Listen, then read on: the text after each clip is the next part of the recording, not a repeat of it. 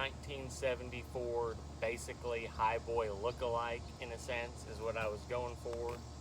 But first I'm going to talk about getting on a pipeline, and then I'm going to talk a little bit about the truck and my truck situation.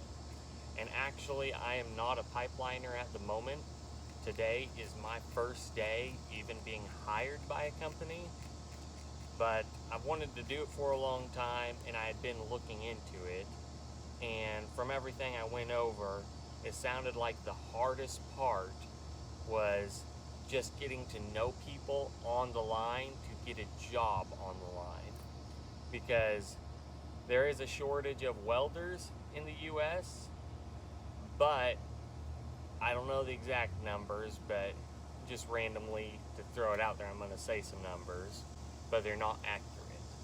But I'm going to say 80% of the welders probably want to be a pipeliner. They probably want to drive a big truck, cool truck, and make really good money for what they do. But probably only about 20%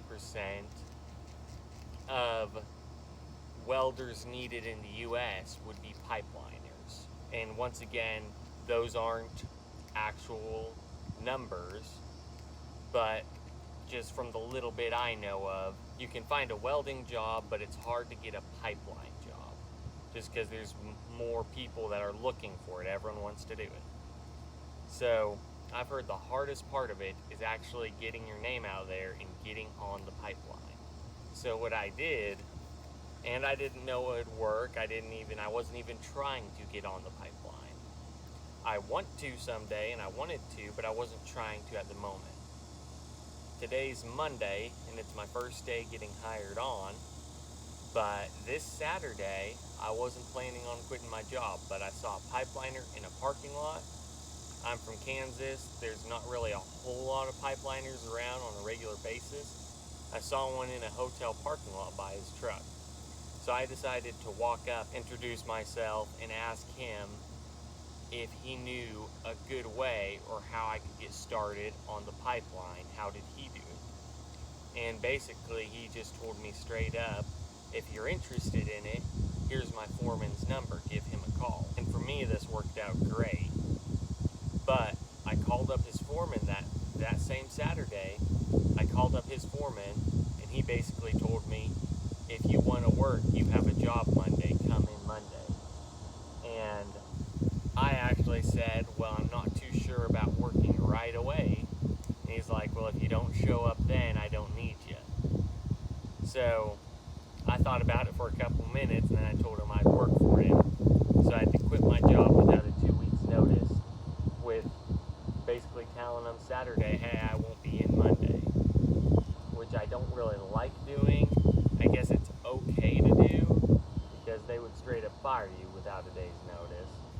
But I don't really like to. I like to give my 2 weeks and be more professional about it. But it's really only for the benefit of the company when you give your 2 weeks.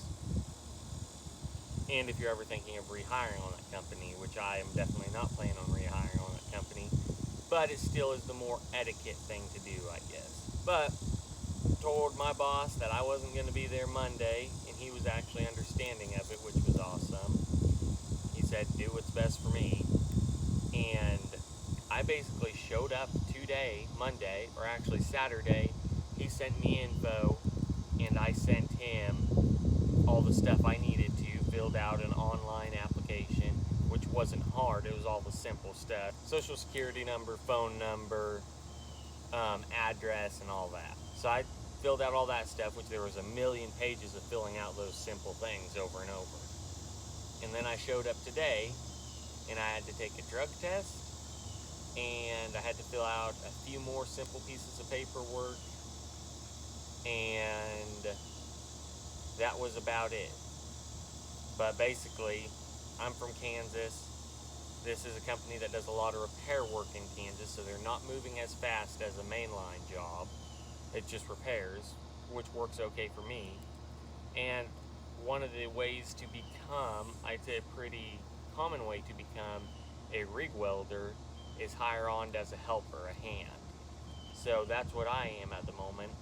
I showed up, did my paperwork, took my drug test, and I don't know why it takes 2 days. I feel like I've had jobs where it only took a couple hours to know the results of a drug test. But they said they have to send out the samples and get the test results back before I can actually work on the job.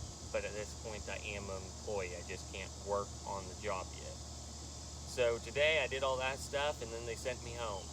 So I'm home for today, and they said I'll probably show up tomorrow, sign the JSA, and then probably go home tomorrow too, because the results probably won't be in yet, whether I passed or did not pass the drug test.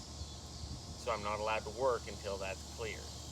So for the first 2 days here, I'm not working, but I still get paid as if I were there.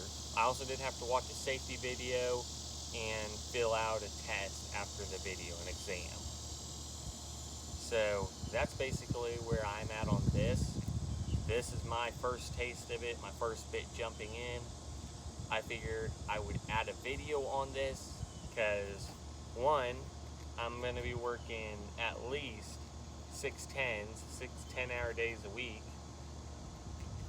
and I won't have much time at all for YouTube, so this will probably become a part of my YouTube. And one, it's fresh on my mind, so I can tell you guys who are wanting to do it how I got on, how me having no experience is hopefully becoming a rig welder. So any of you guys in my situation have a grasp on a way to get on, or at least the way that is so far working for me. I know it's hard to get on, I know it's hard to find names in the business, but if you show up and show that you're willing to work at a lot of jobs, that works. And the fact that I talked to one of his rig welders and got his name directly, I think that helps. It might not always help, but it gives you a name to call of who's in charge, and it shows you want to work. But also at the same time, he said he'll take me Monday, but other than that, he doesn't need me. So also there's an abundance of pipeliners. So you could run into it. You might have to go over it, after it, and keep going after it until you get it. They just might not have an open spot. But I would say drive around and find a pipeline truck would be, a rig welding truck would be my advice. I mean, I just got small towns around here, but you see them here and there. I know where one lives in a town away. I don't know him, but I could go up and talk to him, which is what I was eventually planning on doing, except for, fortunately, this happened. I talked to this guy in a parking lot, and it worked out great for me. So that's where I'm at. I'm going to keep you guys updated. I'll probably make a short on this, directing people to this video, and then as I get further on down the line, actually become a daily helper and build the rig and hopefully move up to a rig welder. I'll be showing you guys all through that and how I am going to make my way there. So I guess now I'll tell you a little about my truck and where I'm sitting at on trucks, because that's a big part of being a rig welder. This was my first truck. It was awesome, super cool truck. It's hard to let go of your first truck, and you always miss your first truck. But this truck was an F-250 two-wheel drive flatbed 306 inline 6 motor with a 4-speed two-wheel drive, but I wanted a 4-wheel drive highboy. So what I did was eventually I spun a bearing in that motor. I put a new crank in it and new bearings, but the cylinder was ovaled, the rod was ovaled, and I did not fix that, so it started knocking again. And I just scrapped the rest of the truck, but I kept my cab. And what I did to turn it into the look of a highboy, highboys are awesome, but from what I've heard, they have issues with the steering, and they just don't work as good as some other things. So what I did, because I like the height of a highboy, is I got an 88, and any of the really 90s work, a lot of the 4-wheel drives. But I got a 1-ton for the solid front axle, and I got an 88 1-ton 4-wheel drive single cab long bed truck. I can't remember what I bought it for, but I drove it for a while, and then I took the cab off of it. It had a 460 and an automatic.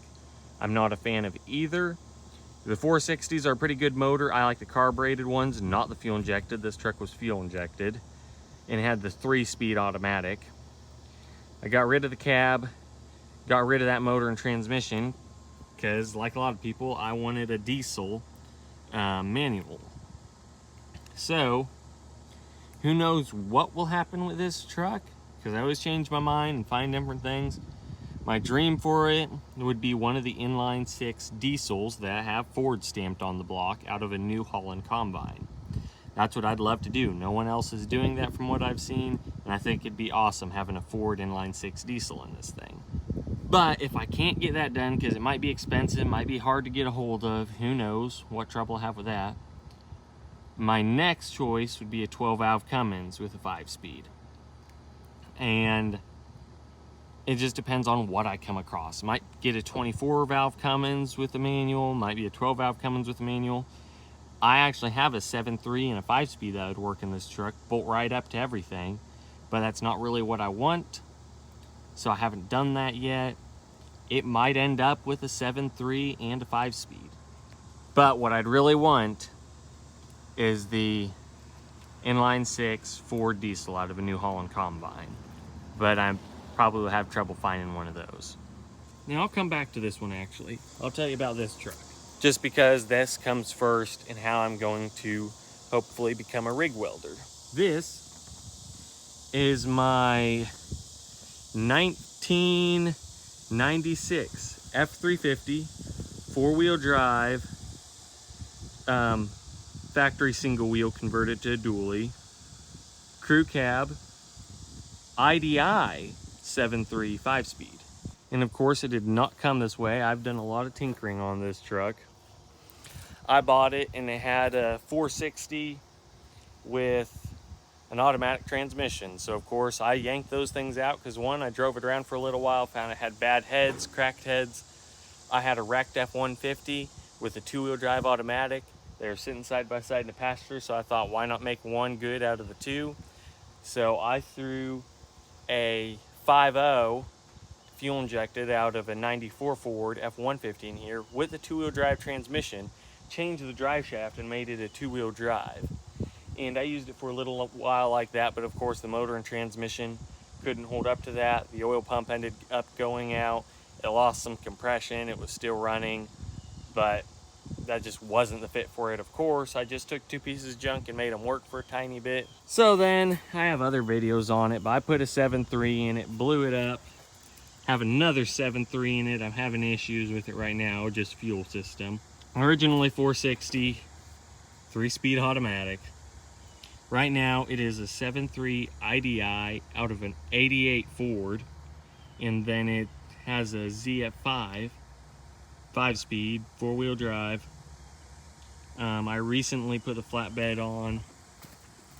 Matter of fact, I'm still working on my fuel filler necks for the bed.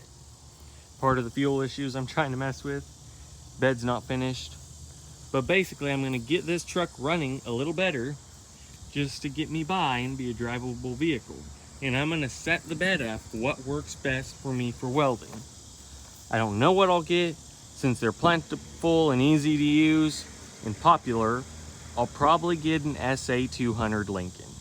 I'm more of a Miller fan, but I'll probably get an SA200 Lincoln. I've only used the smaller Lincolns and Millers, and out of the smaller, cheaper mobile welders, I liked the Miller better. But I haven't used the bigger stuff.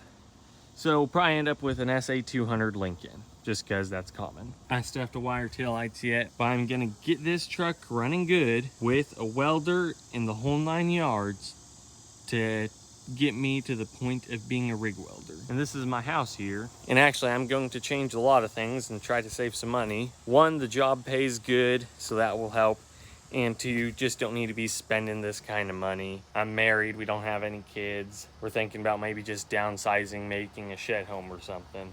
That really isn't any part of this. But the plan is do what I just told you to turn that into a weld rig and then use it for welding. And when I'm using that, making pipeliner dollars, I'm gonna start stripping this one down. And what I'm gonna do with this one, the plans as of now, are gonna be actually mount the cab because it's not mounted yet, get a drivetrain under it, and do ground up restoration on this truck.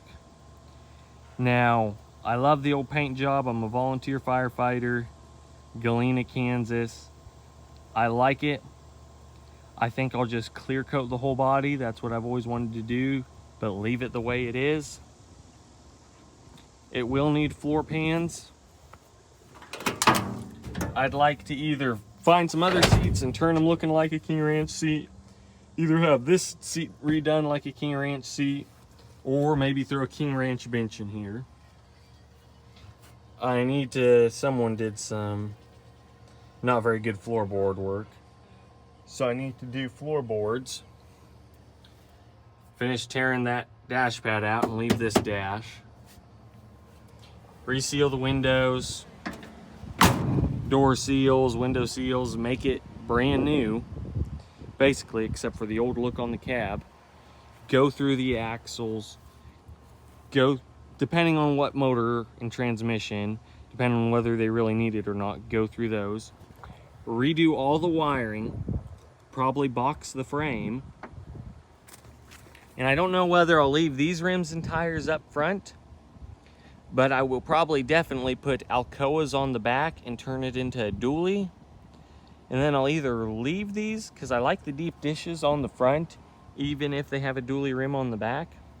But I will either turn the front over to dually and the back, single tire up front, but the dually rim. I'll convert this thing to a dually if it becomes, like I'd like to, a pipeline truck or welding rig. New tires.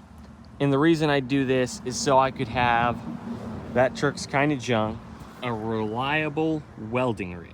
I want it to be just as if I bought a brand new truck. One, it's my first truck. I'd love to have it that way anyways, and it'd be good for a welding rig. Build my own ranch hand for the front. And then I was gonna build my own ranch style, probably bale arms bed for this thing.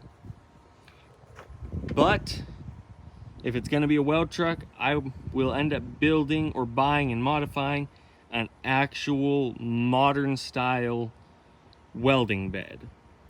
So I'll try to make a cab line that matches up, and then hopefully where the welder sits here, you got your acetylene and oxygen either in front or behind, and that has the big tub toolboxes in the back with a rounded back, is what that will turn into, an actual, like you see, modern style welding bed. And then also I want to just, minor thing, but I want to go to the early 70s to like the 83 at least steering wheel, the smaller power steering like you'd see in a 74 or something, or 78, whatever. I'd like to go to one of those steering wheels. And that's about it on turning this thing into a weld rig. That would be my plan, and that would be my work truck, my actual dedicated everyday work truck. And then over here, back to this truck, it would no longer be my work truck then. So my plans with it would be paint the bed black, probably pull off all the welding stuff, and while this was my daily weld rig, do a ground up restoration on this and leave it the 7.3 5-speed, but go through the motor, go through the trans, go through the axles, repaint the bed, repaint the frame. And sadly, there's a lot of people liking these trucks, and they're starting to get really big builds on these trucks. But this cab is all dented up, and I'm not a big fan of this body style.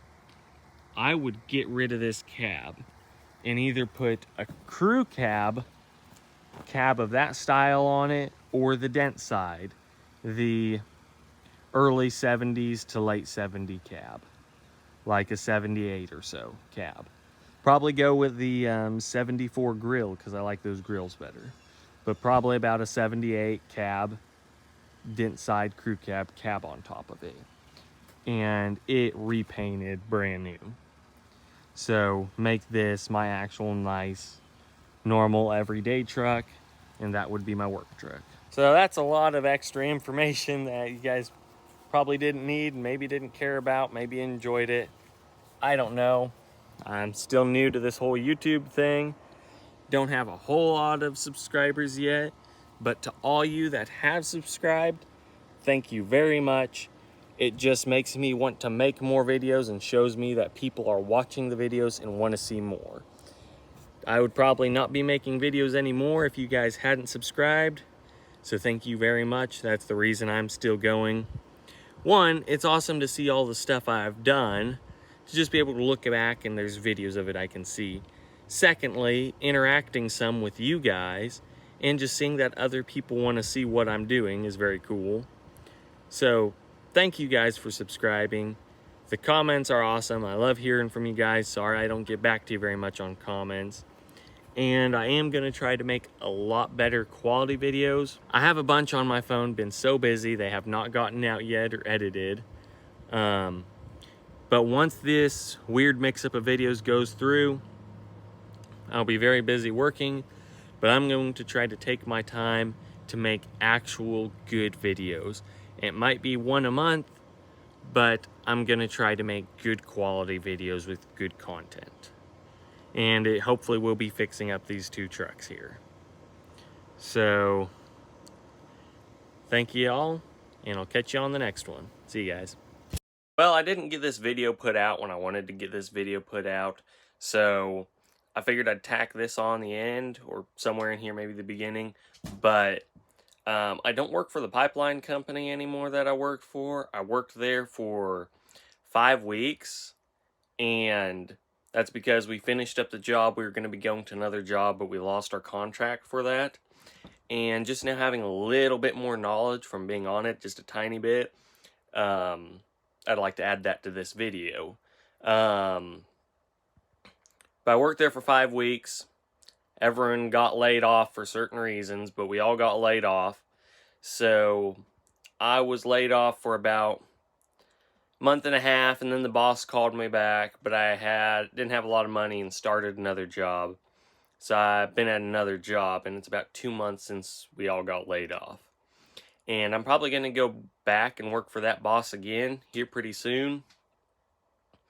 But a couple things I wanted to add to the video is, if you're getting started, like say as a helper, I've used a grinder a lot, but it's actually a whole different world of using a grinder for what I'm used to.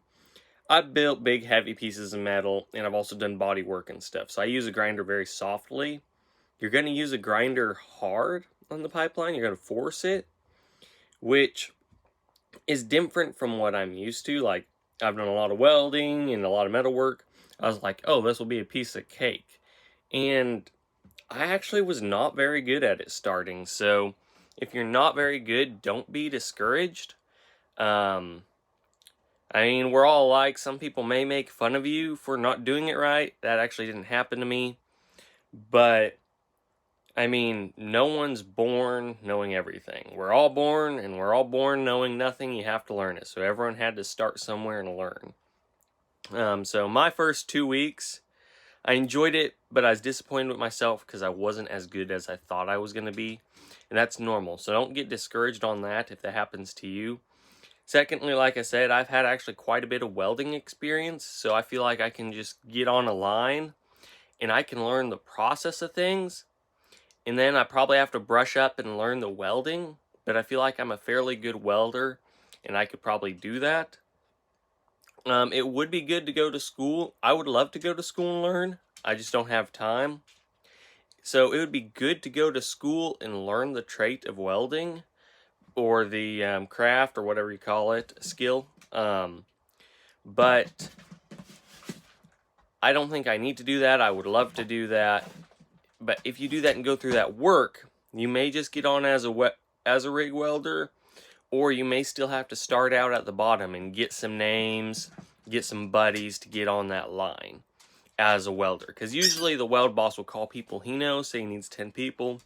He'll call 6 guys if he knows 6 and be like, hey, you call your buddies as rig welders, have them come up here and test. So you really need your name in the game. So that's why I think it's good to start out as a helper. But I would recommend learning some welding. Like, start out in a weld shop, or I've worked a lot of feed yards, fence building companies, and I actually have some pretty good welding experience from those. I've rebuilt the back end of dump trucks and all sorts of things. But it's probably good to have a little bit of welding experience before you get on, just so you can watch the welder and see what's happening. And it's a bit harder than it looks, actually. I mean, if you've never done it and you've looked at it, you're like, oh, that's easy, but you're not looking at everything you need to, and you don't actually know how it works. So I would recommend, if you're going to get on and work your way up from the bottom as in a helper, not going to school for the job, I would recommend having welding experience beforehand. I mean, you can do it without too, or you can go to school. I feel like if you go to school, there's still a big chance you may have to start out as a helper to get your name into the game easier. But I think that might be all I have to say about that I didn't say in the video. I don't know, I filmed the beginning of this like almost 3 months ago, and now I just watched through it to say all this, and I think that's all I left out. But if you do want to invest into the career of welding and being a rig welder on a line or somewhere else, good luck to you, and hope you enjoyed this video. So thanks.